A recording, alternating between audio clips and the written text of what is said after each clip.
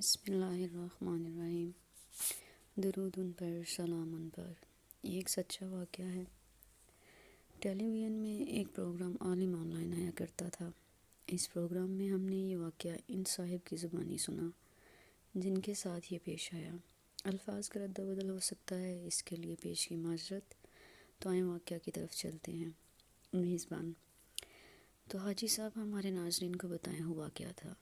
السلام علیکم، میرا نام محمد بشیر ہے، عمر 62 سال۔ میں گجرانوالہ گھنٹہ گھر کے پاس سن 1970 سے چاول کی ریڑھی لگایا کرتا تھا۔ وقت گزرتا گیا، شادی ہوئی، اللہ نے 2 بیٹیاں عطا کی۔ اپنی حیثیت کے مطابق ان کی پرورش کی۔ دونوں بچیاں جوان تھیں، لیکن میری حالت ایسی نہیں تھی کہ ان کی شادی کر سکتا۔ گھنٹہ گھر کے پاس ہی ایک مغل صاحب کے کپڑے کی دکان تھی۔ سن 2008 کی بات ہے۔ وہ میرے پاس آئے اور کہا، بشیر صاحب، مجھے اپنے دونوں بیٹوں کے لیے آپ کی بیٹیوں کا رشتہ چاہیے۔ میرے لیے حیرت کی بات تھی، مجھ غریب پر یہ کرم کیسے؟ خیر گھر جا کر بیوی سے مشورہ کر کے ہم نے ہاں کر دی۔ سال گزر گیا، وہ شادی کا تقاضا کرنے لگے اور میرے پاس 10,000 روپے بھی نہیں تھے کہ میں بچوں کو رخصت کر سکتا۔ بیوی کے کہنے پر بیوی کہنے لگی، آپ اللہ پہ بھروسہ رکھیں، شادی کا دن طے کر دیں۔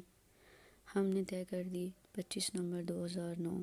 شادی کو 7 دن رہ گئے تھے۔ میں پریشان، اب کیا ہوگا، شادی کیسے ہوگی؟ میرے پاس تو کچھ بھی نہیں۔ مغرب کا وقت تھا۔ انہی سوچوں میں گھر صحن میں بیٹھا تھا کہ دروازے پر کسی نے دستک دی۔ میں اٹھ کر باہر گیا، دروازہ کھولا۔ سامنے ایک بارش نوجوان کھڑا تھا جس کو آج سے پہلے میں نے کبھی نہیں دیکھا تھا۔ میں نے پوچھا، آپ کون؟ نوجوان بولا، بشیر صاحب کا گھر یہی ہے جو چاول کی ڈیری لگاتے ہیں؟ جی میں ہی بشیر ہوں، میں نے جواب دیا۔ کیا ہم اندر بیٹھ کر تھوڑی دیر بات کر سکتے ہیں؟ میں اسے گھر کے صحن میں لے آیا، سوالیہ نظروں سے اس کی طرف دیکھنے لگا۔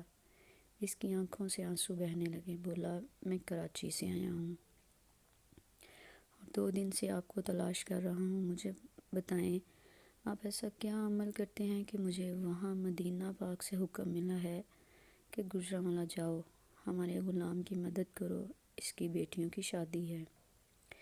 یہ سن کر میری دھاڑ نکل گئی۔ میں دھاڑیں مار کر رونے لگا۔ عرض کی، بیٹا میں تو بہت گنہگار ہوں۔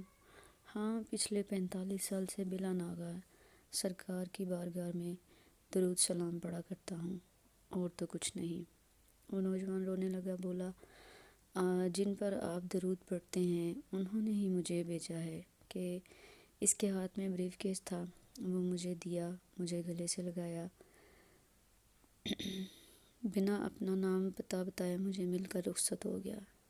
میں نہیں جانتا وہ کون تھا، کہاں سے آیا۔ بعد میں بریف کیس کھول کر دیکھتا، اس میں 30 لاکھ روپے تھے اور ایک خط کہ آپ بچیوں کی شادی کریں۔ یہ مدد وہاں سے ہے۔ میں نے بچیوں کی شادیاں بھی کی، پھر حج بھی کیا، مدینہ حاضری بھی ہوئی، اور آج میرا کاروبار بھی بہت اچھا ہے۔ فرمایا ہے، ان اللہ وملائکتہ یصلون علی النبی یا ایھا الذین آمنوا صلوا علیہ وسلموا تسلیما۔